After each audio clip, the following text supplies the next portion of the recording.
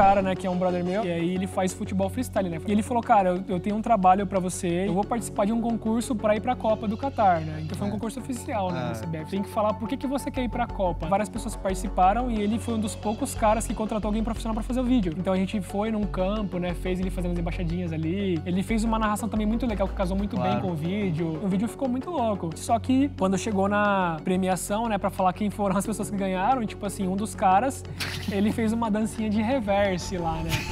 Então... Vem! Esse é o J-Flow. Não. Esse é o J-Flow. Esse é o Felipe Medrado, mais conhecido como J-Flow. Além de ser um piloto radical de FPV. Tá parecendo aquelas propagandas da GoPro, tá ligado? Os caras mandam pra gente essas câmeras. Exatamente. O J-Flow está rapidamente se tornando um dos filmmakers mais reconhecidos e respeitados de todo o Brasil. Que imagem louca aqui. Por mais que conheça o J-Flow por mais de 4 anos, eu ainda não tive a oportunidade de saber mais sobre sua trajetória e o que torna um filmmaker low profile e meio tiozão Aquele tiozão que compra um drone. ganhar tanta popularidade na cena do audiovisual do Brasil. E aí, irmão? Beleza? Tudo certo? De boa. Bora lá então? Não, pô, você que é um entrevistado, né? Você que tem que sentar aqui, pô. Essa cadeira famosa aqui. J-Flow Nelwisk. Obviamente, a primeira pergunta vai ser como que você criou esse nome J-Flow, né? Foi muito simples assim, eu não pensei muito pra fazer, na verdade. Quando eu comecei com o drone lá em 2017, né, eu comecei a ver uns vídeos de um cara do Rio de Janeiro, inclusive, que ele tem uma empresa chamada Aeroflow, né? E eu achei legal esse flow porque o drone tem tudo a ver e tal, faz imagens aéreas, tem um flow legal. E aí, pensando um pouco, eu falei, cara, eu quero usar o flow, mas obviamente eu quero deixar um pouco diferente do dele. O que eu vou colocar? Que eu posso colocar uma letra, né? Então, pensando um pouco, eu falei, minha esposa se chama Joyce, eu vou colocar o J-Flow, o J-Flow. Irado. Meio que uma homenagem pra ela, né? E usando o flow também, que pra mim faz um pouco de sentido. Até por causa dos meus vídeos também, do estilo de vídeo que eu tenho. Né? E isso foi que ano, mais ou menos, assim, quando você começou a querer se interessar por filmmaking, etc? Meu pai gosta muito de pescar e um dia ele conversando comigo, ele falou, caramba, você já viu que os caras estão usando o drone para pescar? Eles acoplam ali a isca no gimbal ali do drone, né? Montavam uma estrutura ali e levavam até alto mar para lançar lá a isca. Aí eu falei, caramba, da hora, né? Pô, legal. Aí comecei a pesquisar os drones e vi as imagens que dava para fazer, né? Com essa das praias e tal. Eu sempre gostei muito de natureza, de praia. E aí eu me interessei, né? E com a justificativa de usar com meu pai ali também para pescar, eu comprei um em 2017. E aí, quando eu comecei a ver os vídeos assim, cara, eu comecei a me apaixonar pela área de vídeo realmente, né? De lá pra cá, eu fui adquirindo outros equipamentos também, né? Tanto que no começo, a minha ideia era trabalhar só com drone, né? Tanto que meu nick no Instagram era JFlow Imagens Aéreas. Sério? Tipo aqueles tiozão, né? Aqueles tiozão que compra um drone. Mano. Que isso. Joãozinho, tipo, ultra mega nichado. Tipo, ultra mega. Produtora de vídeos de padarias. Pô, se a galera rolar lá no meu Instagram, lá nos primeiros vídeos, tem ainda um vídeo que eu fiz lá em Arraial do Cabo, que foi a primeira vez que eu fiz um vídeo realmente que eu gravei e tal na praia. Eu lembro. E no final tem lá JFlow Imagens Aéreas, né? O primeiro contato que eu tive com J-Flow, né?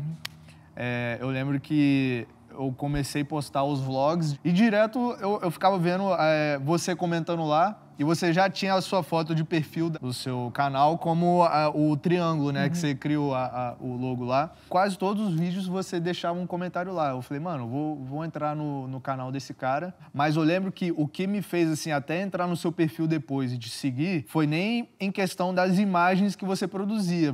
Foi, na real, as trilhas que você escolhia. Que de todos os filmmakers, assim, que eu conheci através desse contato aleatório de clicar no perfil e tal, ninguém tinha uma trilha parecidas com as que eu gostava de utilizar nos meus vídeos. Até porque tinha muita gente que até hoje me pergunta, mas, Dave, como que você encontra as suas trilhas sonoras? É engraçado que você, com certeza, deve ter uma resposta parecida com a minha, que é a SoundCloud. E que, tipo, para muitas pessoas é uma ferramenta, assim, tipo, desconhecida, ou a pessoa não tem saco de sentar ali e ficar pesquisando. E, inclusive, eu acho que eu até comentei isso em um vídeo no YouTube já, mas foi através do J-Flow que eu escolhi uma das trilhas mais icônicas que eu já utilizei em qualquer um dos meus vídeos, que foi no Be Better, né?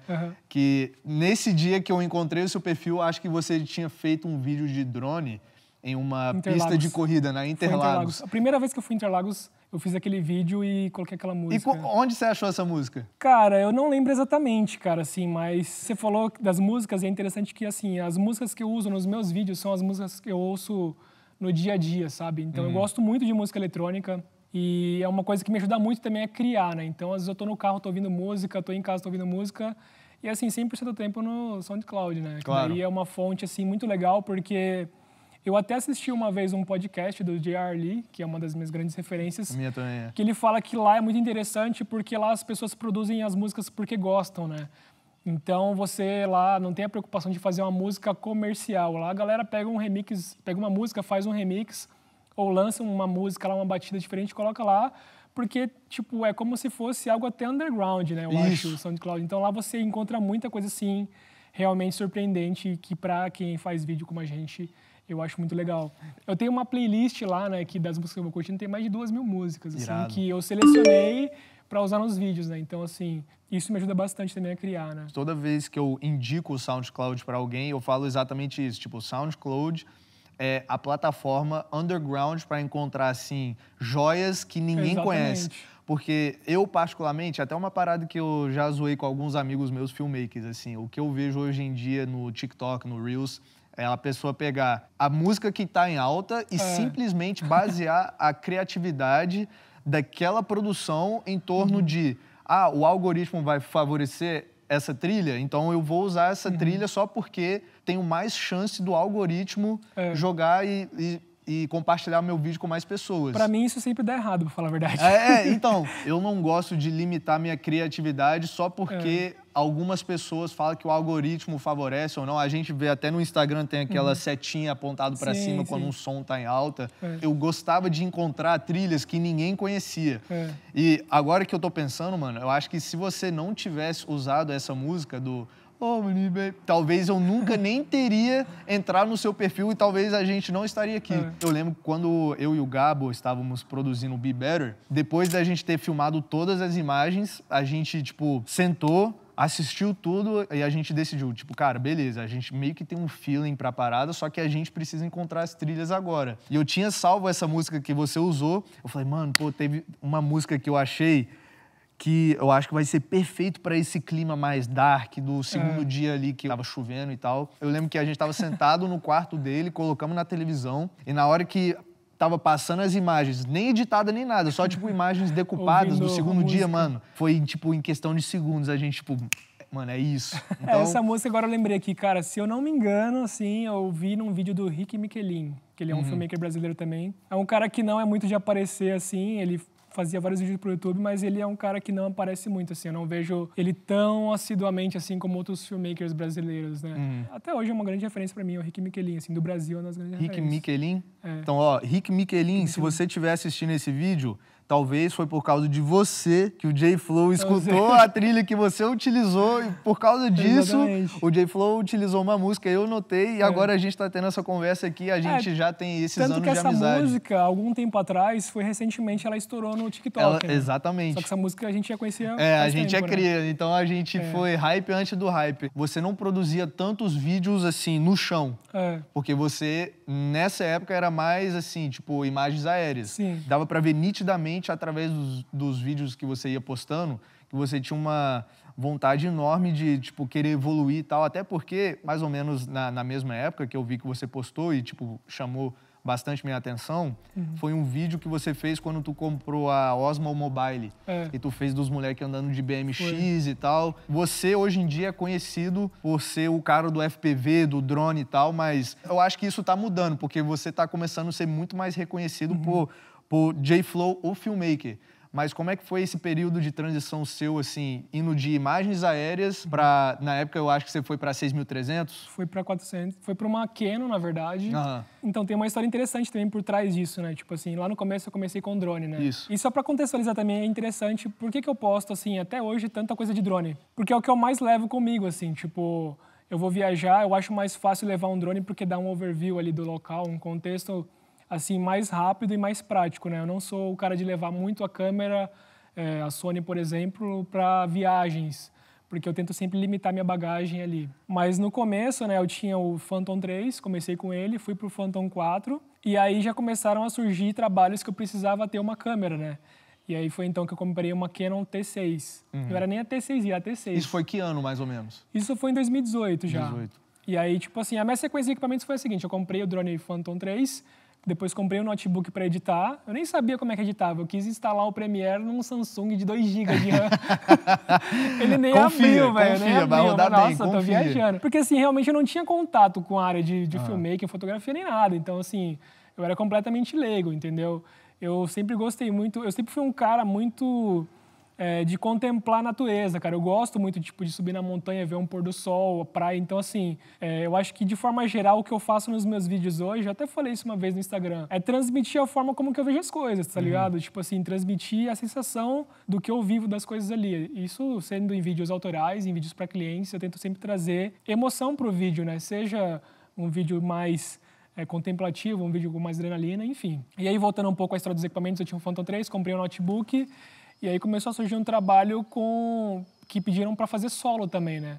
Inclusive, voltando um pouco atrás também, cara, eu vou lembrando das coisas aqui, talvez a sequência não vai ser tão exata. O primeiro trabalho que eu fiz pago foi nesse lugar aqui. Caraca! Eu ofereci trabalho para eles aqui, né? Eu falei, pô, eu tenho um drone, queria fazer umas imagens aí, se você quiser. E aí o cara falou, pô, vai ter um evento aqui no final de semana, se você quiser vir cobrir com drone, beleza. Só que era um evento de paintball, né, cara? Você já me mostrou esse vídeo. Esse é um dos meus piores vídeos. Caraca, eu não sabia que era o seu primeiro vídeo. Foi o primeiro trabalho, assim, que eu fui pago para fazer. Na hora que eu cheguei aqui, eu achei legal pra caramba. Os caras vêm realmente preparados, é um paintball mais profissional. E eu vi que o drone sozinho não ia dar conta. Aí eu peguei, saquei o celular na época, um Motorola, um Moto Z, fiz uns takes ali, né, pra complementar, porque eu sabia que só o vídeo com drone não ia ser o suficiente. E aí fiz os takes com drone e no final fiquei com medo de baixar muito o drone, porque eu achei que os caras iam sacanear dando tira de paintball. E fiz o vídeo, beleza, o cara gostou pra caramba. Depois disso, uma equipe me chamou pra fazer também, de novo, um outro evento. E aí pediram imagem de solo. Aí eu falei, pô, eu preciso de uma câmera, né, cara? Aí pesquisando um pouco ali, com o orçamento que eu tinha, que era muito baixo na época, para comprar uma câmera, né? E até o meu setor financeiro, que é minha esposa também já tava, pô, você tá brincando de drone, o que você quer fazer com isso, né? Mas eu já tinha em mente já que isso futuramente ia render. E comprei uma T6, né? Uma T6, tinha lente do kit. E aí comecei a fazer os trabalhos. Isso começou a me render, né, financeiramente. E aí eu peguei o Phantom 4, depois eu peguei uma Lumix G7. E aí meu objetivo era ter uma câmera realmente mais, né, que entregasse mais, né, foco, luz, enfim, baixa luz, e fui para a Sony 6400. Mas eu fiz bastante coisa com a Canon T6 e com a Lumix G7. São câmeras muito boas, né? Eu costumo falar que, assim, desde o início eu sempre tentei aproveitar o máximo dos meus equipamentos. Então, na época que eu tinha um Phantom 3, por exemplo, mesmo não tendo tanta habilidade técnica, eu tentava extrair o máximo dele, a galera falava, pô, você tem um Mavic, você tem um drone superior? Não, eu tenho um Phantom 3 Standard, que é um drone mais simples. E creio que o sentimento deveria ter sido o mesmo com as suas 6400, que você teve por quanto tempo? Cara, foram 3 anos, então, se não me engano. Durante esses últimos 3 anos, onde você teve um período com mais boom, você pegou a FX30 o quê? Tem alguns meses. Esse ano. 7 meses. E ano passado, quando eu te conheci pessoalmente pela primeira vez, quando a gente foi na Pedra do Baú, você ainda estava com essa 6.400. E mesmo assim, o vídeo que você produziu de nós todos lá foi o melhor do que todos nós produzimos. É justamente essa fala que eu já cansei de falar aqui no canal. Sim, é bom ter equipamentos que te capacitam a fazer mais coisas, mas você, pra mim, é uma das provas vivas que você, tipo, você tem que primeiro pensar em dominar o seu equipamento. Exatamente. Qual é o máximo que eu consigo extrair desse equipamento que eu tenho agora para depois, futuramente, eu pensar em evoluir. Exatamente. E isso, assim, eu escutei de um filmmaker, eu não lembro de quem, porque já faz muito tempo, e ele falava disso. Quando que é a hora de você trocar de equipamentos? Quando o seu equipamento atual não te atender mais. Quando você fala assim, cara, realmente não dá, eu preciso subir para um degrau acima, né? Então, assim, você já pegou a sua câmera, destrinchou o menu dela inteiro, você já estudou, né, sobre a sua câmera, qual o ponto maior de nitidez que sua lente tem, né, qual a lente ideal para tais situações, ISO base, ISO nativo. Até o mais básico mesmo, cara, eu confesso, assim, que a parte de ISO, de shutter, de abertura de lente, eu fui aprender, assim, meses depois de eu já estar filmando, porque eu não tinha ideia disso, né? Eu achava que a câmera no automático ele já era o suficiente. Isso lá no começo, né? Claro. E aí depois eu comecei a perceber que tinha muito mais coisa além do que só apertar o botão ali de REC, né? Claro. E aí eu comecei a aprofundar mais. Estudei os assuntos que eu precisava de uma forma metódica. Eu sempre costumo falar que, tipo, a gente tem que aprender as coisas do começo. Eu vejo que tem muita gente que quer começar a fazer vídeo, né? Ou que vê as edições que a gente faz, por exemplo, e quer começar a fazer igual, mas acha que aquela parte que a gente faz, ela começa na edição. Na verdade, a edição ela é um complemento do que você fez na captação. Então, se você tiver uma captação que não vai te ajudar na edição, cara, ou você vai ter que fazer milagre na edição, ou não vai ficar bom. A mesma coisa para cor, para áudio, né? Se você captar um áudio ruim, vai ser ruim, mesmo com Adobe Podcast, com inteligência artificial. Nem inteligência artificial vai conseguir te ajudar. Não vai te ajudar. Então, assim, eu comecei a me tocar nisso, né? Então, eu separava o que eu queria aprender. Pô, eu tenho que aprender a filmar bem, mas para filmar bem eu preciso fazer o quê? Aprender a configurar uma câmera. Exato. Estudava lá, canal, né, da gringa lá, sempre peguei muito conteúdo de fora do Brasil. O triângulo lá básico, né, disposição. O triângulozinho do ISO, então abertura, eu comecei assim, obturador. cara, e, tipo, eu aprendi a fazer o básico bem feito também, né? Isso. E até é interessante também complementando isso, não sei se você vai perguntar isso, mas já vou adiantar. Tipo assim, nesse início da minha carreira como filmmaker, né, eu comecei a pegar muita referência dos caras de fora, né? Então, minhas principais referências, assim, desde o início, basicamente, que eu vou lembrar que agora é J.R. Lee, um cara, assim, fenomenal. Eu já consegui conversar com ele algumas vezes pelo Instagram.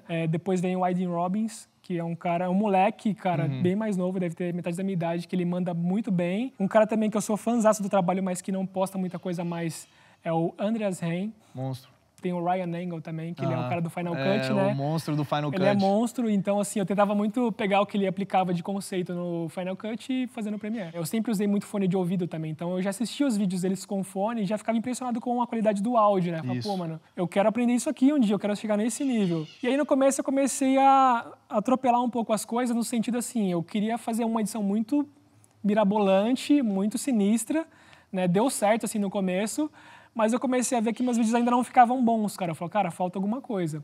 Aí eu tive que voltar um pouco atrás e estudar sobre composição de imagem, sobre color grading, sobre exposição, sobre quais os melhores horários para você filmar, né, fazer uma cena. E aí eu comecei a ver que tipo isso deu um boom muito maior nos meus vídeos, né, do que só fazer transição. Sim. E o sound design em si, né, tem todo um contexto ali. Voltando ao que a gente falou, é fazer o básico bem feito. O bom é realmente a gente sempre estudar, né, sempre chegar no limite dos equipamentos mesmo. Porque... É muito fácil a gente, tipo, assistir um vídeo que o Sam Colder posta no Instagram. Você sabe que o cara é bom quando ele faz parecer fácil. A gente não sabe os anos de estudo que o cara teve pra saber aonde posicionar a câmera, a paleta de cor, a roupa que ele escolheu pra sair pra aquele rolê, pra ter uma paleta de cores harmônicas ali na colorização. Os efeitos sonoros que você entende muito bem, que quando eu comecei a me interessar por filmmaking, também foi um cara que, de cara, eu reparei que era diferenciado em efeitos sonoros, que foi o J.R. Lee. No inglês tem uma expressão, back to the basics. O que fez com que o cara chegou a esse resultado. É um exemplo bem simples, cara, assim, uma analogia. Eu gosto muito de fazer analogia porque eu trabalhei durante muito tempo também fazendo treinamentos, né? Pra fazer as pessoas entenderem. Cara, o cara que começa na Fórmula 1, o cara que tá na Fórmula 1 hoje, ele não começou na Fórmula 1. Exato. Ele começou no kart. A não ser que você seja rico, você queira comprar uma 7S3, uma FX3, uma FX6, você vai pegar a câmera, mas você não vai ter um resultado que às vezes o cara que tem uma SL3 tem, porque se você não estudar pra isso, né, não fizer o básico ali, a lição de casa, não vai dar certo. Não tem aquele meme que a galera fala, moleque da base foi direto pro time titular? Tipo, isso não existe. Não existe. Tipo... E assim, eu gosto de ver os meus vídeos antigos, cara, porque... Que nem eu falei assim, no YouTube mesmo tem, mas eu não sou muito focado em YouTube, né? O que eu tenho mais de material tá no Instagram mesmo. Então, se a pessoa começar a puxar os vídeos antigos lá, vai achar esse de Arraial do Cabo, vai achar uns vídeos lá que, tipo assim, a pessoa vai ver de onde que eu tava, pra onde eu cheguei, e lá na frente eu vou ver meus vídeos hoje e vou falar, pô, eu já melhorei bastante. Então, acho que o importante é você sempre querer um pouco mais, né? Eu trabalhei muito tempo em empresa e tem sempre a questão de melhoria contínua, né? Isso se aplica para tudo na vida, né? Até para questão pessoal também. Sim, eu sempre acho que dá para melhorar.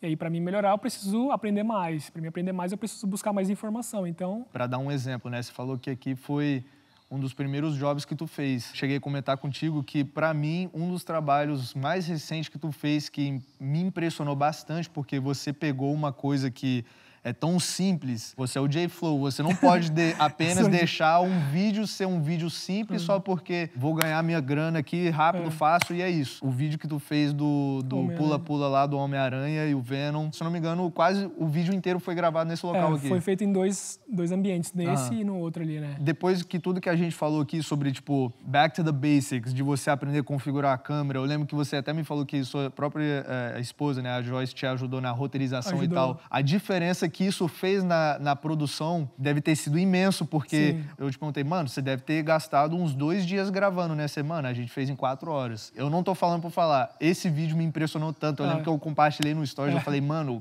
o cara fez uma propaganda de um pula-pula pra criança. Eu fiquei com vontade de, mano, eu quero ir nesse pula-pula aí do Homem-Aranha, mano. Ficou absurdo. Essa foi a ideia, assim, tipo, de objetivo final do vídeo era fazer as pessoas sentirem essa vontade de, pô, eu quero estar naquele brinquedo. Mano, quase que eu liguei pro... Qual o nome da empresa dele? O EduPlay. EduPlay, quase liguei. EduPlay, irmão, cara. pô, quero contratar esse pula-pula aí. Quando eu mandei pra ele, o cara pirou, velho. Tipo assim, o cara... Imagino. Não sabia nem o que falar. Mas assim, essa parte de preparação foi muito importante porque... Não que eu não estude os outros vídeos, mas esse eu precisei estudar um pouco a questão do contexto geral do filme, do Homem-Aranha, né? E do Venom em si. Porque até no final, como eu comentei com você aquele momento lá, o Venom, ele não é um vilão que ele é vencido através da porrada ali, né? Ele tem simbionte que ele sai através do ruído, né? Então, o sino, alguma coisa aguda, ele sai. Então, a gente teve que pensar no final como é que faria a luta do Homem-Aranha com o Venom para que ele ganhasse. Então, que fizesse sentido. Que fizesse sentido e fosse realidade, a realidade do filme, né? Do Homem-Aranha. Peguei, estudei um pouco do filme. Minha esposa, que nem eu falei pra você, ela gosta bastante também dessa parada de super-heróis, de filmes. Então, eu perguntei pra ela, pô, como é que é na realidade? Ela não lembrava tão bem assim. Eu comecei a ver os filmes de novo, comecei a ver cenas. Então, me baseei, montei um storyboard ali, montei com as cenas. A questão de luz também foi bem importante, porque aqui é um prédio que tem várias entradas de luz. Tem várias questões que eu tive que estudar, né, no local em si e na história para poder fazer sentido, né? Até usar as crianças também, que são os filhos, né, inclusive do dono do brinquedo e filhas do cara que é o Venom. Isso né? foi Então, até uma assim, parada que eu ia te perguntar, porque eu sei que trabalhando com crianças em set de produção pode ser difícil, estressante, né? Porque crianças, obviamente, não têm a mesma noção que a gente na hora de Exatamente. gravar, fazer um outro take. Eu pedi ajuda pros pais, na verdade, porque assim, eu não tenho muito jeito com criança ainda, né? Então, assim, acho que por ser também uma questão, assim, de algo que elas conhecem, de ser o Homem-Aranha, elas estavam bem, assim, dispostas, né? Mas é coisa que você não consegue fazer 2, 3 vezes seguidas. Tem que ser uma vez, 2 no máximo. Irado. Porque a criança não tem paciência de esperar você fazer ali o take. Como você falou, é um brinquedo inflável. Teoricamente é algo simples, mas é um desafio você produzir isso de uma forma que fique cinematográfico. Exato. A mesma coisa, por exemplo, do cosplay do Homem-Aranha, né? É o Lucas, né? O cara, gente fina demais. Inclusive, eu fiz evento com eles agora. Ele é muito parecido com o Tom Holland, né? E assim, ele é um cosplay, ele não é um malabarista, ele não tem a obrigação de sair dando pirueta e tal. O Homem-Aranha, ele consegue dar aqueles mortais lá e tal. E aí, uma das questões que eu pensei bastante, como que eu vou fazer ter ação no Homem-Aranha, né? Então, pô, a gente colocou ele na parte de cima aqui, fez ele correndo, fez o Spider-Sense ali, né? Ele sentiu o perigo, fez ele correndo através das pilastras ali. Então, assim, teve vários takes que foi pensado justamente para trazer adrenalina e emoção pro vídeo, né? A parte da luta também, né? Que ele cai no chão e o Venom vem pra cima, ele põe a mão, assim. Tem um canal muito legal, assim, que eu vejo muitos vídeos dele, que é o Mark Bone. Ele é muito voltado para a área de documentários. E ele fala muito de Pre-production. Pre-production, né? Eu aprendi muito com ele também nessa questão de começar a ter esse estalo, assim, de falar, pô, eu preciso gastar mais tempo antes do que na hora. Isso. Porque na hora eu só vou fazer aquilo que eu já planejei. Então, nesse filme, por exemplo, foi um trabalho também que eu consegui implementar muito do que eu estudei durante o tempo, né? Isso. Então, assim, às vezes a gente estuda muito e não consegue implementar. Chega num momento que você tem que aproveitar ao máximo para você colocar ali o que você sabe, né? Então, esse trabalho realmente... O do boxe foi a mesma coisa, assim. Isso, outro vídeo também que tu E tirou ele foi um muita setup onda. muito mais simples, né? Foi um setup de luz, quase R$500 mais ou menos. E o cara com uma luva de boxe ali num ambiente pequeno, né? Então, ele tinha já um roteiro da fala dele, que foi ele que escreveu. E eu vim com a parte ali mais cinematográfica também. Esse do boxe demorou mais ou menos quanto tempo, assim, de gravação? 3, 4 horas. Cê é louco. Não é muito tempo, assim. Mas esse tu teve um pre-production todo planejado Tive. também? Essas ideias normalmente... Porque assim, o cliente ele chega com a ideia, ele fala, cara, eu quero gravar um brinquedo inflável. E eu quero chamar um cara que é o cosplay. Eu não sabia que ele ia chamar um cara que era idênco. Eu achei que ele ia chamar um Homem-Aranha que fica no mercado lá.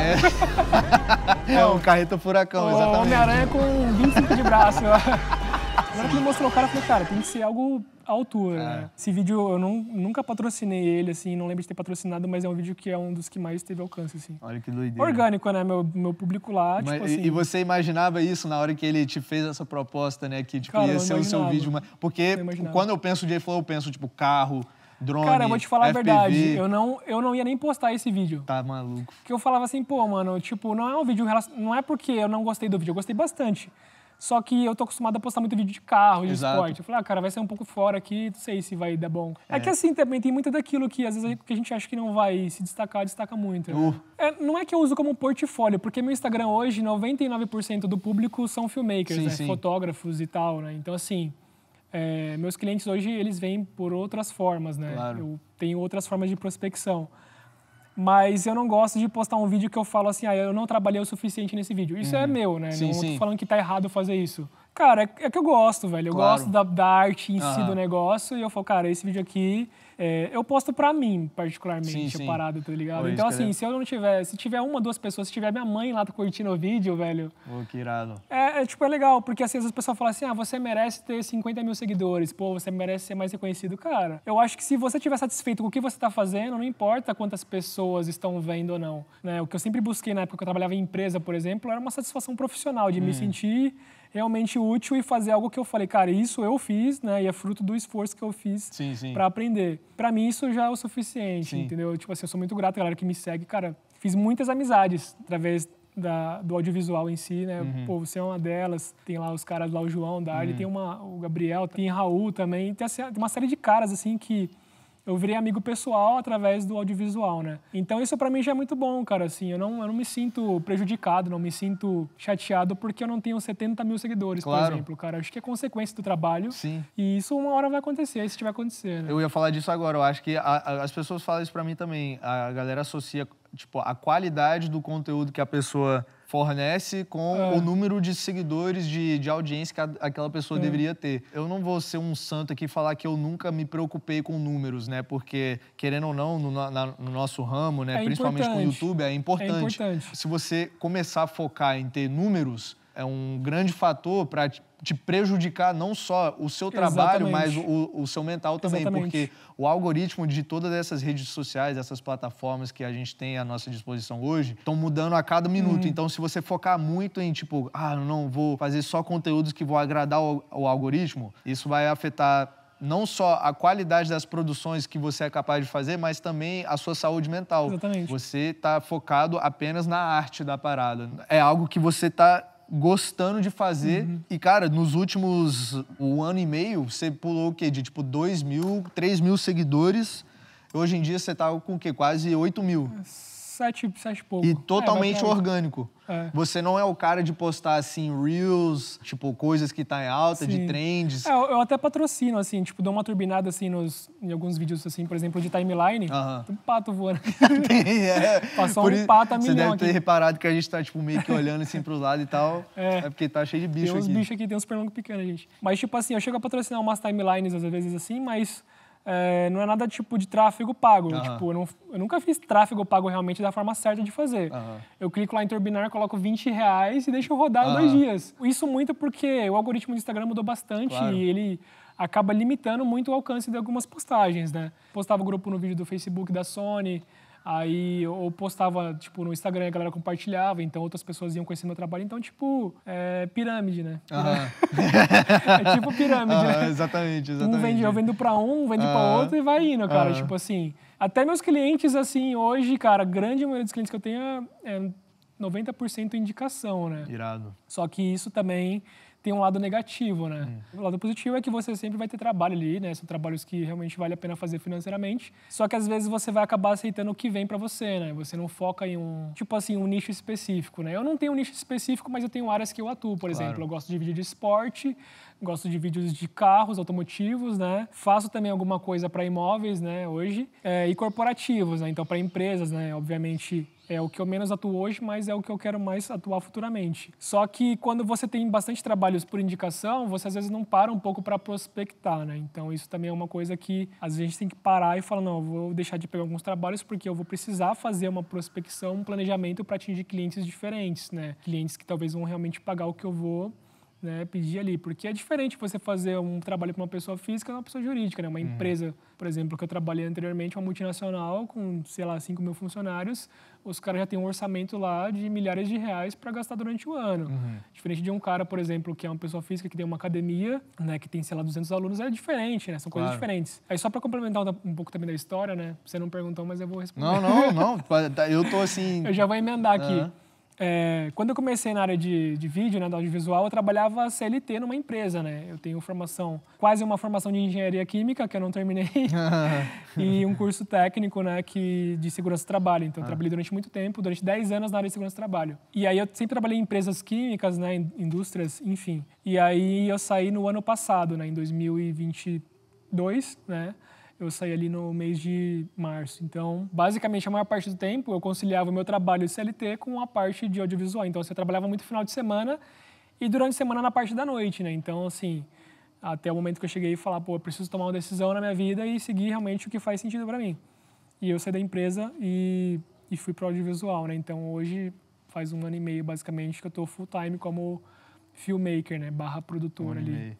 E foi uma mudança bem interessante, cara, assim, não me arrependo em nada. E isso que eu ia te perguntar, assim, no início, com certeza, deveria ser um pouco assustador, né? Assim. Cara, porque assim, você estando numa empresa, né, você tem uma certa falsa sensação, uma falsa sensação de segurança, porque uma empresa hoje, sempre, um funcionário sempre foi um número, né? Então, para você ser trocado ali, é muito fácil, né?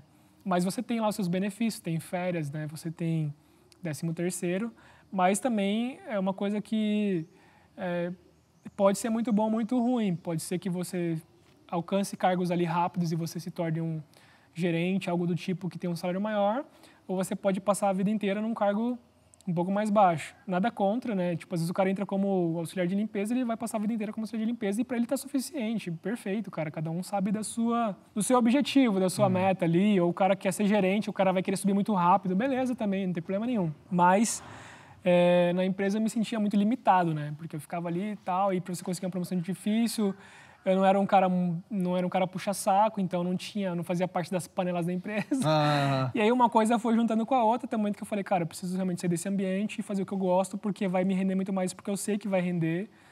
E com fé em Deus, né, vai dar tudo certo. E aí tomei coragem, me organizei financeiramente durante 2 anos para tomar essa decisão. Mas ainda assim, no momento que eu fui falar ali com minha antiga chefe, né, tipo, cara, muita ansiedade ali, fiquei nervoso e tal, pensando um monte de coisa, né, porque assim, até falei pra você, né, agora você vai conviver com um filmmaker que é casado, né? Exatamente. Mais velho. Então, tipo, assim, eu sou casado, tenho minhas contas, né, enfim, tem uma responsabilidade muito maior do que uma pessoa, às vezes, que é solteira, né, e mora com os pais, enfim. Mas foi uma decisão, assim, muito boa, cara, graças a Deus, assim. Hoje eu falo que foi a melhor decisão que eu tomei, assim. Pô, que legal. Apesar de trabalhar muito mais do que trabalhar numa empresa, né, mas é muito mais satisfatório, né, pra você, né. E ao mesmo tempo volta ao tema que a gente falou, é uma coisa que você ama fazer, então... Exatamente. Você pode estar até trabalhando mais e pode ter um pouco dessa não segurança, né, que uma empresa te daria, mas para a sua saúde mental deve ser muito bom também, porque você obviamente está trabalhando, mas ao mesmo tempo você deve olhar para o lado, para o outro e dizer, mano, eu estou trabalhando porque é uma parada que eu amo fazer. Exatamente. E assim, uma coisa que é interessante, no meu caso, particularmente falando, é aquela velha história. Os pais sempre falam, né, estuda, né, estuda. Você fala, beleza, vou estudar. Mas, tipo, eu nunca senti assim, eu nunca tive vontade de ser um gerente, de ser um engenheiro. Eu sempre soube que era um caminho interessante de seguir, mas eu nunca me interessei. Pô, eu olhava para alguém assim na empresa para ser gerente, eu não queria ser igual aquele cara. Tipo, isso não me trazia. Eu ficava pensando no futuro. Pô, eu vou passar a vida inteira dentro de uma empresa. Que nem eu falei, isso não é problema nenhum, mas é o que eu pensava. Pô, não é isso que eu quero. Tipo assim, eu sempre quis ter meu próprio negócio, sempre quis fazer coisas que realmente me trouxessem uma satisfação pessoal, né? Profissional, na verdade. E no audiovisual eu encontrei bastante isso, cara. Assim, me encontrei numa área muito interessante. Legal. Eu acho que no Brasil o J-Flow hoje é mais conhecido como piloto de FPV. Como que foi essa transição, assim? Porque, pelo que eu te conheço, você começou com drone, aí você começou a focar mais em, tipo, back to the basics, que nem a gente falou. Você começou a focar no chão. Solo. E nos últimos, o quê? 1 ano, 2 anos, você tem feito essa transição. Se eu não me engano, foi o quê? Meio que durante a pandemia ali que você entrou para esse mundo de FPV. Um pouco depois. 2021. Na verdade, assim, eu sempre... 2020... Não, foi no ano passado mesmo. Agora faz 1 ano e meio também que eu tô com FPV. Mas foi muito por coincidência, na verdade, né? Porque, assim, eu começava a ver os vídeos de FPV e eu ficava, cara, tipo, abismado com, tipo, a liberdade que você tinha para fazer os takes, né? Coisa que o do DJI, por exemplo, normal não te traz, né? Então, saía ele é bem daquele travadinho. eixo de apenas direita, esquerda, frente, A trás, gente fala que é inclinar a o câmera. line of the sight, né? Então, assim, cara, isso pra mim, né, passar pelos gaps, era pra mim, assim, me dava muitas ideias de takes pra incluir nos meus vídeos, né? Então, eu ainda vejo, assim, o FPV, né, o drone em si, como um complemento, né? Pra mim, ainda o principal, minha opinião, assim, Claro. como vídeo, o principal continua sendo ainda o solo, né? Então, o drone ele entra como um complemento, mas muito interessante. E aí, cara, eu sempre quis entrar para FPV, só que na época ainda não tinha o Avata, né? Ele lançou agora o Avata, DJI Avata. E é uma área muito complicada, cara, porque exige muita técnica, né? Muito conhecimento técnico. Então, Demais. quando você pensa em FPV, pô, vou ter que montar um FPV. Não precisa montar FPV, tem pronto. Você pode comprar as partes separadas, fazer a conexão ali entre elas, né, que a gente fala que é bindar, e voar. E a outra parte seria você treinar, né? A gente acha que o mais difícil é você pilotar, mas o mais difícil é você configurar os equipamentos. Isso. Eu acho, né? A gente estava na sua casa hoje, você estava me mostrando as dezenas partes e equipamentos que você tem que ter para simplesmente carregar a bateria, para você calibrar o software do drone, que se você reparar que um dos eixos está um pouco fora, você tem que plugar no software lá e regular e tal. Então tem todo para você executar e, se Deus quiser, não bater na parede. Você vai ligar ele, vai funcionar, ele pôs o home point lá, sobe, desce, se acabou a bateria ele volta. Exato. Não, o FPV é completamente diferente. E aí essa parte de configuração é bem complicada mesmo, né? Então, assim, eu passava horas no AliExpress vendo que rádio que eu poderia comprar. Só que tem várias formas, né? Vários formatos de rádio, vários tipos de protocolos, só que eu não sabia o que funcionava, né? Então, um amigo meu, até sou muito grato a ele, o Rafa, ele tem uma produtora também. E aí ele falou, cara, eu vou pro Canadá passar 6 meses lá, você não quer ficar com o meu kit de FPV? Caraca. Então ele já tinha o óculos, já tinha o rádio, tinha o drone, as baterias, tudo já. Ele falou, mano, é só você pegar, treinar no simulador e depois você voar, né? No sistema analógico, um beta FPV. Eu falei, meu, você tem certeza que vai deixar isso comigo? Ele falou, não, pode ficar, depois a gente resolve. Caraca. Pode usar, se quebrar, quebrou, tal, eu vou ficar fora 6 meses e pode usar aí, sei que você quer fazer já. No simulador, ele já comecei a ver que o negócio era bem difícil, né? E aí comecei a pegar as manhas e tal, depois de uma semana já fui voar na vida real. Eu lembro que você aí postava assim, quase ainda. todo dia no story, você treinando. Até hoje posta. Até hoje tem gente que pega um Avata aí e já sai voando. Mano, você que tá 1 ano e meio já nesse ramo de FPV, de vez em quando tu entra lá no stories do J-Flow, ele posta um vídeo dele lá treinando dentro do simulador. Porque assim, se você pegar muita coisa para estudar junto, fica difícil, né? Color Grade eu fiquei um tempo estudando, depois veio FPV, agora já tá vindo outras coisas também. E aí, tipo assim, eu peguei essa época para estudar FPV. E aí eu pegava pelo menos, tipo, ali meia hora, 1 hora por dia só para treinar, seja no simulador ou fosse na vida real, ali com o FPV mesmo. E aí bati bastante no começo, tal, não sabia de alguns detalhes importantes de bateria, por exemplo, que você tem que ter um certo cuidado. E nesse meu tempo fui treinando e fui pegando gosto, né? Eu falei, cara, eu preciso comprar um drone maior, preciso comprar uma câmera para colocar nele, porque a câmera tem que ser mais leve e tal. E aí depois de um tempo, de uns 3 a 6 meses mais ou menos, eu já fui pro sistema digital, né? E aí, com a ajuda de vários pilotos aí, né, cara, tem uma lista de caras que me ajudaram, me tiraram dúvidas aí sobre equipamentos. Eu acabei montando um kit que eu tenho hoje, né, que é o kit digital, com o rádio, que é o Tango 2 Pro, e o Cinelogs, né, mais a GoPro Naked, né. O FPV, ele é como... Não vou falar que é igual dirigir, porque dirigindo ainda você lembra ali, né, muito, né.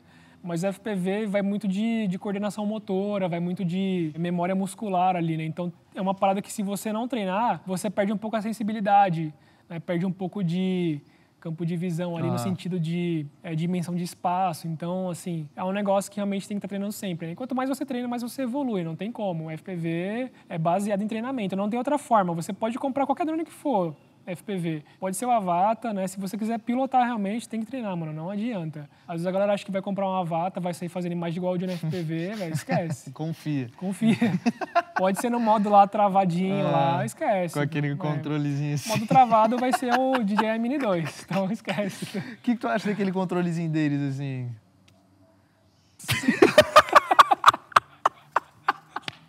Olha, na hora que a DJI lançou isso, eu falei, mano, qual deve ser a reação do J-Flow vendo isso, mano? Deve ser, tipo, anti-FPV.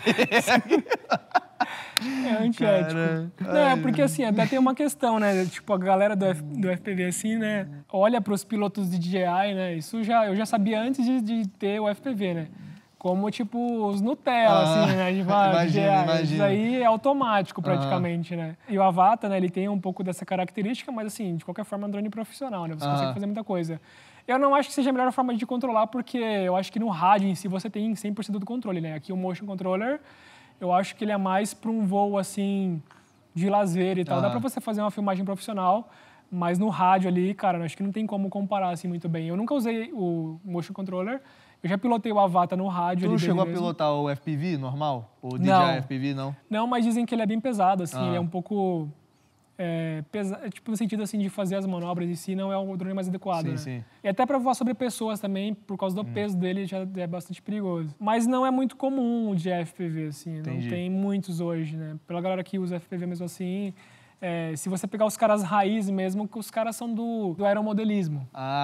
Então, assim, muitos desses caras, eles montam os próprios drones, eles compram as peças separadas. Então, assim, já é algo que os caras têm como padrão, né? Os rádios mesmo, né? Eu acho que é super útil o Avata, né? É muito legal e tal. A princípio, para quem não quer ter o trabalho de montar um FPV, né? Não só pela questão de montar as peças em si, mas fazer um conjunto, né? De FPV, rádio e óculos é uma boa opção. Mas no meu caso, por exemplo, hoje eu tenho 2 drones apenas. Mas eu quero ter, sei lá, mais uns 2 pelo menos para ter um freestyle, só para me treinar, só realmente ali passar pelos gaps que eu sei que vai quebrar e não vai ser algo que vai me impactar nos meus trabalhos, por exemplo. E é isso. Já o Avatar tipo... Ele é um drone cine-up, né, ali, você consegue fazer muita coisa, mas não é um drone para tudo, eu acho, né? Tem que ser um drone mais... um drone maior, mais resistente, enfim. Alguém que sempre sonhou em pilotar FPV vai começar amanhã. Qual seria a sua primeira dica, assim, para essa pessoa que, por exemplo, comprou um FPV básico?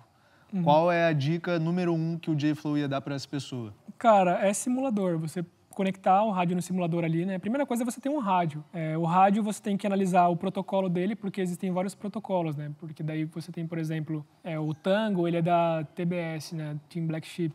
Então ele tem um protocolo Crossfire, que daí no drone também tem ali um protocolo Crossfire que vai se conectar e você vai controlar esse drone. Tem outros, por exemplo, que é da FrSky, né? FreeSky. Então são protocolos ali que vão se conectar entre o controle e o drone, FPV. Então, o primeiro passo seria isso. Então, é bom se você já comprar um rádio que já tem um protocolo que você pode usar com o drone. O mais comum, assim, os que mais usam é FrSky, né? Se eu esquecer de algum depois, a galera comenta aí. E o Crossfire, né? Mas a primeira coisa é comprar um rádio e treinar no simulador. Porque o simulador em si, o nome dele já fala, é um simulador. O pessoal até pergunta, posso treinar com um controle de Mini 2? Que eu saiba, não dá. Mesmo se der, não é a mesma coisa de você estar com rádio. Posso treinar com controle de Xbox? Até em alguns dá, mas não é a mesma coisa. Então, assim, compra o rádio, você vai pegar a sensibilidade ali do controle, né? Enfim. E o drone ali, ele realmente tem a física muito parecida com o drone real. Legal. Só que a vantagem é que se você bater, não vai quebrar. Você pode bater quantas vezes você quiser. Legal. E, tipo, a dinâmica eu acho um pouco diferente do drone comum, porque o acelerador, né, por exemplo, para você colocar o drone para frente, para ele só ir para frente, você precisa jogar os 2 sticks para frente. Drone comum, por exemplo, você coloca um stick para frente e ele vai. Então, assim, é uma dinâmica um pouco diferente, que é muito mais complicado que o drone comum, né? Legal. Hoje você é muito conhecido por ser um dos pilotos mais reconhecidos no Brasil, assim, de FPV, um dos mais brabos, eu particularmente acho, né? Com certeza você deve ter uns amigos seus que são mais bravos, mas não tem o mesmo reconhecimento. Na minha opinião, o que te torna mais diferenciado ainda é a ambientação que tu traz para esses vídeos e através do sound design, né? Que você é bastante reconhecido, né? Por você criar e saber, né, controlar o sound effects e efeitos sonoros das suas produções, principalmente os de FPV, que muita gente acha que é só colocar uma música no fundo, fazer uma imagem bonita de drone. E é isso, mas não, você vai muito mais além com os seus sound effects. Isso é uma coisa que, tipo assim, me ajudou muito com os vídeos de FPV, porque, como eu falei, muitos dos pilotos de FPV hoje, eles vêm do aeromodelismo, eles são pilotos de drone, né? Eles são pilotos raiz. Então, não é o cara que, às vezes, é filmmaker. Pensa no lado mais cinematográfico. Ele não tem, às vezes... Não é que não tem, eu não tô julgando ninguém, pelo amor de Deus, claro. não é isso. É que, às vezes, o cara gosta de pilotar FPV. Ele gosta de fazer manobra, ele gosta de pôr uma câmera e gravar o que ele está fazendo com o drone. Às vezes não tem um aspecto cinematográfico, porque às vezes o cara não conhece muito de composição, não conhece muito de configuração de câmera, e também no final color grade e sound design. O que eu fiz foi trazer, né, como você falou, essa ambientação para as imagens com FPV, que é o que eu já faço nos vídeos com câmera solo e com o drone comum, né, o DJI. Então, assim, você pega meus vídeos lá com FPV, eu sempre uso o filtro ND, sempre uso 24 FPS, procuro a luz ideal, né? Tem cara que fala assim, pô, mas você muda de ambiente, pô, isso é pensado. Então, assim, tudo tem que ter um planejamento, como a gente estava falando anteriormente. Back to the basics. E você saber também como que você vai usar a luz a seu favor, ângulos. Então, por exemplo, eu já fiz voo aqui dentro que ficou muito louco. Tipo assim, é um lugar que não tem nada, entre aspas. É um local abandonado. Mas se você vem aqui e faz um voo simples, de qualquer jeito, não vai ficar legal, talvez. Então, assim, eu usei isso muito a meu favor, né? Saber da parte de vídeo em si, da parte técnica, me ajudou muito a implementar isso no FPV e aí ambientar com sound design, essas coisas. Eu acho que se tem uma frase que pode resumir esse podcast que a gente tem feito até agora é back to the basics, porque você até falou, esse ramo que a gente trabalha de audiovisual é tanta coisa que você precisa estudar para você fazer o que para muitos pode parecer uma produção simples, mas tiveram toda uma equipe assim envolvida e cada pessoa dessa equipe focado em apenas um detalhe daquela produção. É você separar por partes e ir trabalhando e até você chegar num ponto assim que você fala assim, cara, agora eu sou decente em áudio.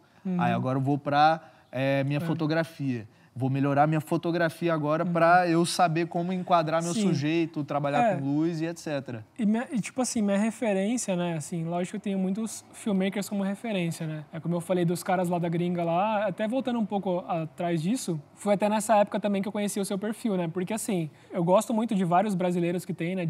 Da parte de filmmaker e tal. Muitos hoje são meus amigos também, né? A gente se conhece. Mas a grande maioria do conteúdo que eu consumo ainda é conteúdos de fora do Brasil. Tenho um pouco de conhecimento na língua inglesa, né? Isso me ajudou bastante também. E aí eu conheci o seu trabalho e achei muito a cara do que a linha que eu estava seguindo, né? Então isso é uma parada que eu gosto bastante de seguir essa linha. Cara, realmente, eu assisto filmes como um estudo de caso, cara. Assim, de cor, de sound design, de composição de cena. Então, você até comentou, né? Da questão da galera que faz muito vídeo de trends, né? Tipo, esses vídeos de carro de trends. Se você vê no meu Instagram lá, tipo, não tem aqueles vídeos do carro se transformando, porque, tipo assim, eu acho legal ver o dos outros, mas no meu trabalho em si, eu não coloco muito isso. É tudo uma linha, né, que eu sigo de estilo de vídeo que cada vez mais eu me encontro com referências de filmmakers e também, né, pegando muito do que é do cinema, né, que eu acho que pra mim, assim, é uma coisa extraordinária. Você assistir um filme lá, por exemplo, que a gente gosta muito do Christopher Nolan, né? Eu quero muito ver Oppenheimer, cara, eu não vi. Também. Então, assim, é uma obra de arte absurda, né, cara? Você consegue aprender muita coisa se você observar os detalhes ali, né? Com certeza. Acaba sendo, assim, minha maior fonte de inspiração e de referência ao mesmo tempo, né? E hoje, mais do que nunca, de aprendizado também, né? Então, eu vou muito nessa linha. E estudar sobre cinema foi uma das melhores coisas que eu fiz também, cara. Assim, aumento, assim, de habilidade, de técnica para edição e captação, simplesmente, assim, acho que foi isso que deu um boom, assim, Deixei um pouco mais de lado a questão de transições e fui para a parte de cinematografia mesmo, né? Li livros, né? Li livros sobre psicologia das cores, li livros sobre cinema em si, né? Livros antigos. Então, assim... O mais importante que o cinema pode nos ensinar, obviamente a estética é muito importante, porque a gente é atraído visualmente, mas o storytelling, né? Tipo, a história. Como os caras contam uma história. Exatamente. Cada diretor tem sua especialidade, tem sua maneira diferente de contar uma história, mas é o que deixa a gente querendo... na Netflix, fala lá, quer assistir o próximo episódio? A gente, não quer, porque a gente está tão conectado à história ali. Exatamente. E assim, o que eu concordo muito com isso, mas ainda é uma coisa que eu acho mais desafiadora ainda, é quando você produz um vídeo que você pensa que não dá para fazer um storytelling. Por exemplo, você vai fazer de um carro. Dá para você fazer um vídeo com sentido, por exemplo. Você pode pôr um início, meio e fim, né? Você pode fazer um evento de carro com início, meio e fim. Então, de certa forma, também tem um storytelling nisso, que você está contando algo que aconteceu, de uma certa forma, assim, uma narrativa muito específica, né? Assim, sem um storytelling tão bem definido, mas você consegue passar uma emoção para a pessoa, você consegue passar um sentimento, né? Então, tem vídeos que eu posto de carro, por exemplo, que é só takes, assim, entre aspas, aleatórios. Mas no contexto em si, ele tem um sentido ali. Foi exatamente o que tu fez com o vídeo do brinquedo, do Homem-Aranha. Tu pegou algo que tu poderia muito bem ter filmado uns takes do pula-pula lá, Homem-Aranha. Exatamente. A galera do cosplay, as crianças brincando, acabou. Mas não, tu montou uma história de início ao fim. Eu já fiz um vídeo, por exemplo, que ficou muito legal, que era de uns caras impermeabilizando o telhado. Era simplesmente passar um material num telhado para impermeabilizar. Eu falei, cara, como que eu posso colocar meu estilo, né, nesse trabalho, né, dos caras? E aí eu fiz todo o sound design, coloquei os caras colocando cinto, subindo na escada. Tu deu uma florizada na parada. O verbo florizar. Exatamente. Mas é tipo assim, eu me coloco muito no lugar do cliente também, né? Porque como se o produto fosse seu. Você ia querer que o cara entregasse um vídeo todo zoado. Exato. De qualquer jeito, né?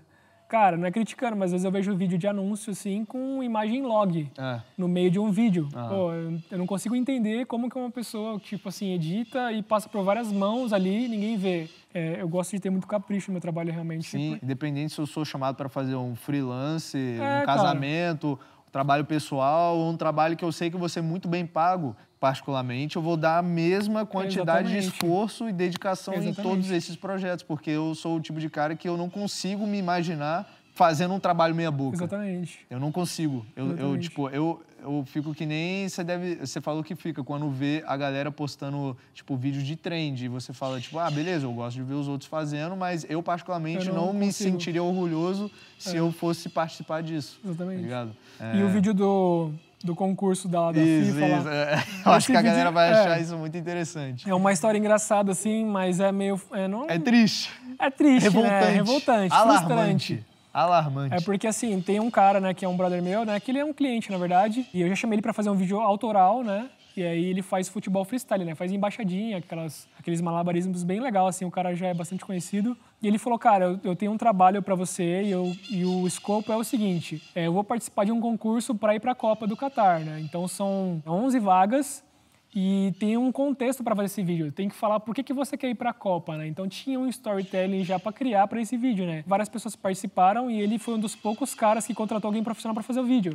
Então a gente foi num campo, né? Fez ele fazendo as embaixadinhas ali. Ele fez uma narração também muito legal, que casou muito bem com o vídeo. Se fez de torcedor. Então, assim, o vídeo ficou muito louco. E aí a galera gostou bastante, só que quando chegou na premiação, né, pra falar quem foram as pessoas que ganharam, tipo assim, um dos caras, ele fez uma dancinha de reverse lá, né? Então, e o cara ganhou. Como é que foi a dancinha? Cara, tem que fazer pra galera saber como é que é. Eu não sei fazer. Você pode pôr depois aí. Mas ele faz Não, galera, pra frente, vou até trás. colocar a dancinha aqui na tela pra você ver, mas ficou... Tipo, nada contra. Tem a galera que gosta, mas, cara, tipo, pô, pra um concurso desse... Não, mas na realidade saiu muito fora do que pedia o regulamento do concurso. Com certeza. Né? Mas tem aquela questão também, né? Números. As pessoas que foram pro Qatar, tipo, a influencer que tem 1 milhão, 500 mil.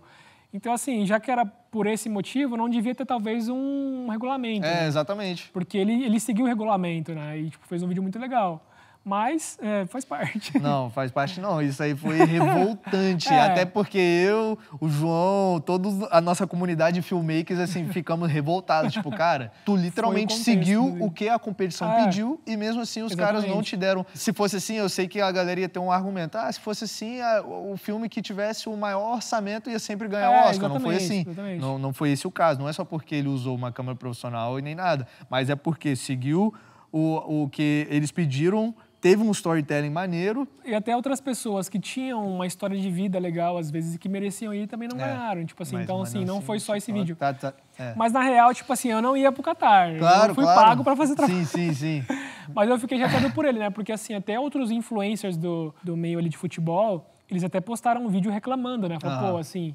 Eles até colocaram esses vídeos que a galera fez que não fazia parte do regulamento e falaram, pô, como que as pessoas que mereciam ir não estavam lá. Parece que eles fizeram como se fosse uma grande, tipo, publicidade. Tipo, bora juntar. A gente já escolheu os influencers pra ir, mas bora ter vários vídeos aí. E até hoje a CBF nunca deu, porque foi um concurso oficial, né, da CBF, se eu não me engano, lá. E até hoje eles não deram nenhum parecer, assim. A galera foi, e aí, beleza, foi isso. Se você tem a última dica pra dar pra um... filmmaker, aspiring filmmaker, né, que a gente fala no inglês. Qual dica que você daria para alguém que quer entrar pro ramo audiovisual? Cara, a primeira dica que eu dou e que eu sempre tentei aplicar para mim até hoje é tente ser você mesmo. Eu acho que seguir tendências é legal, você ter referências é legal, mas qual que foi a minha técnica, né, assim, ao longo do tempo? Eu não falava assim, eu quero fazer igual Eu falei, não, eu quero fazer melhor que esse cara. Então eu aprendi lá uma transição e eu tentava modificar para as ideias que eu tinha. Então eu sempre ia aperfeiçoando, porque eu vejo que tem muita gente que quer transformar o trabalho dele no trabalho de outra pessoa. Né? Então tentar buscar a sua identidade, né? Eu já ouvi várias vezes isso de pessoas que nem são da área, que assim, pô, eu vi um vídeo lá e eu sei que é seu. Pô, não tem nada mais gratificante do que alguém falar isso, velho. Às vezes eu tô rolando a timeline assim, de vídeo de carro, pô, eu não sei quem fez, porque tá tão igual às vezes que você não sabe. Porque o cara que inventou lá, né, o cara que pegou... Os speed ramps dando... Você vê, tipo assim, se eu não me engano, foi aquele tal de Buck Visuals, que meio que eu não popularizou. queria falar o nome dele, mas sim, mas ele, tipo, ele começou e depois, hoje em dia, a gente vê até a galera aqui do Brasil impulsionando um vídeo. Eu falo, mano, o Buck Visuals tá no Brasil. Ah, não é ele. É que nem eu falei, assim, isso é um pensamento meu, cara, assim, tipo, de verdade, eu não tô criticando. Tudo que eu falo aqui são as coisas que eu penso pra mim. Eu não tô falando que as pessoas não devem fazer isso. Mas é exatamente o que você falou. Eu ia falar dele, mas preferi não falar. Mas ele, por exemplo, se tornou uma grande referência. Cara, tem muito bicho aqui, vocês não tá ligado. Com certeza, não foi ele que começou com esse estilo. Ele se tornou conhecido por causa disso, porque eu já tinha visto outros caras fazendo coisas parecidas. E por coincidência, recentemente comecei a seguir um cara no Instagram que ele postou um vídeo que eu achei bem legal de carro. E eu comecei a seguir ele. Aí começou a vir os vídeos dele. É, tipo, exatamente a mesma coisa que o Bach faz.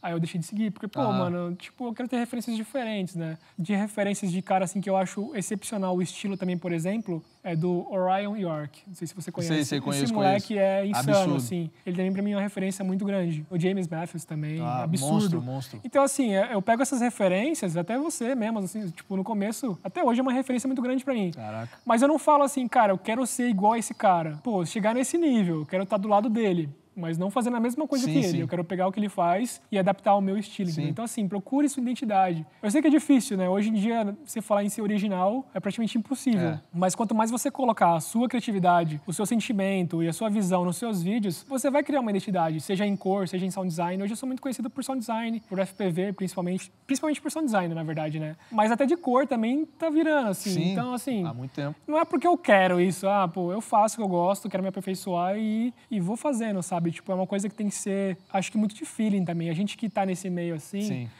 a gente gosta do que faz. Eu acredito que você ama o que você faz, eu amo o que eu faço. E a gente faz por causa da arte, assim, né? Não quero entrar também numa filosofia aqui, mas... Sim, não, mas eu entendi. É outra filosofia também, que a galera costuma falar, roube como um artista. Você pegar das suas referências ali, não copiar 100% do cara, mas você vê quais elementos que você gostou daquilo e como que você pode implementar do seu jeito nas suas produções. Exatamente. Eu acho que é isso, se encontrar no estilo ali, independente se tem muita transição, se é só vídeo estático, enfim. Vocês acham mesmo que o Sam Colder, que inventou o Teal and Orange, ele pegou isso dos filmes, do Transformers, dos filmes que estavam em alta, e aplicou nesse ramo que hoje a gente chama de filmmaking? Quem não conhece o Leonardo D'Alessandri, acha que o Sam Colder criou o estilo dele sozinho. Se você não conhece o Leonardo D'Alessandri, eu não vou nem falar nada mais, deixa você pesquisar aí. Deixa a galera pesquisar aí.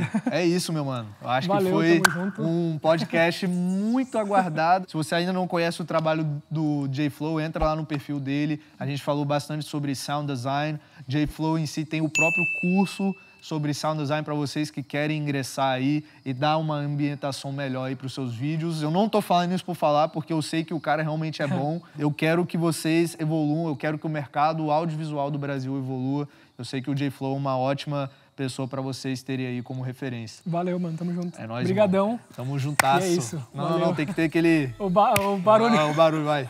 Não. Aê. É nóis. É nóis. Até mais. Aí o João, esqueci de ligar o microfone.